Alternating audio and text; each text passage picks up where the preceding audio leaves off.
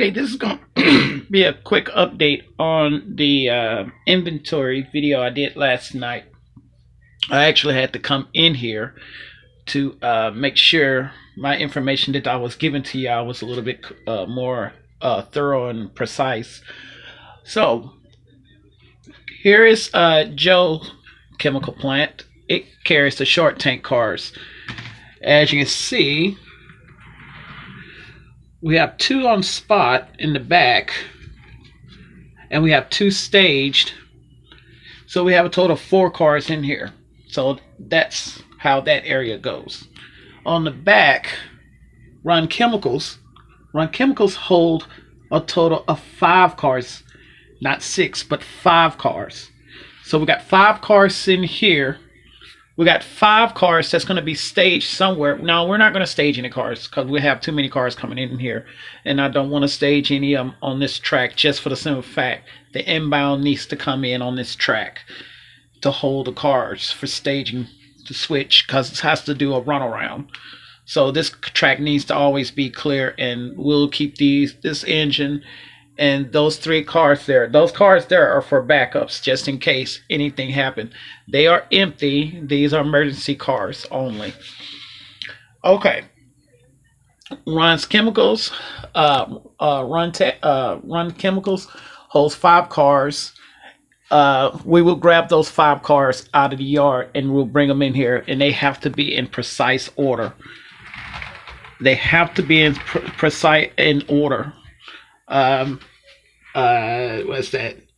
STAX, CBTX, Procar, SCMX, and then one of the cars from spot 23.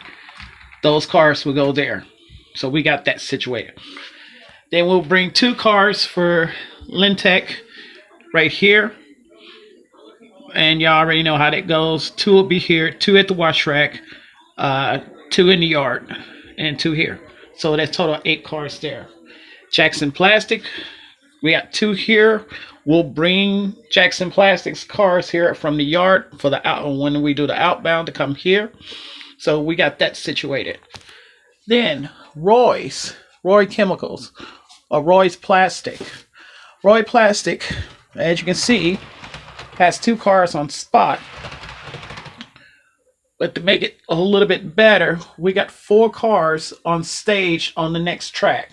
So we already got 6 cars already in here. So we're really not too worried about Roy's, because in fact, the cars that's on spot at backside 2 rail will go to the yard for outbound, and the cars will flop and come in here.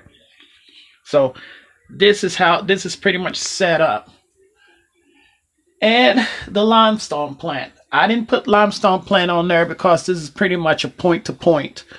The cars will go to backside 2 rail to be loaded, and the Mariani cars, sooner or later it'll just be the Mariani cars coming in here being loaded and unloaded. So anything that comes from the Mariani will come directly here. They'll put them in the yard on the outbound track and come straight here. So this is pretty much already set in stone.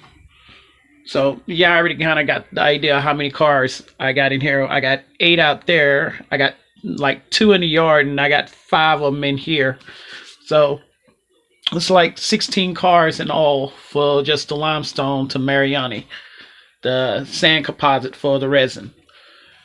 And that's pretty much it, guys.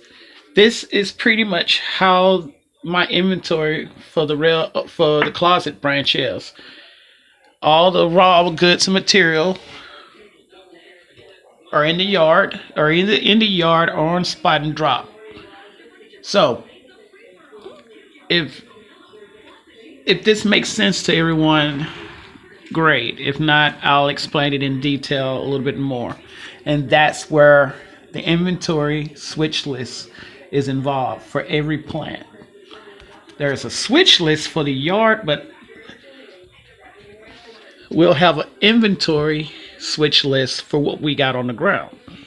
And I'll always I will post it somewhere up here on the wall to let me know I got these two cars on spot, I got these cars on stage, and I will have a invoice of what cars to be coming to staging area. And always remember, it's a FIFO, first in, first out. You never put the cars that's coming in, that's already coming in, and jump these cars. It's a cycle. You always want to cycle the cars. All right. So that's pretty much it on this little bit more uh, information on how this is going to go. And as y'all already seen in some of the switching operations, y'all pretty much seen the switching operations involving this point-to-point chemical plant to the closet branch.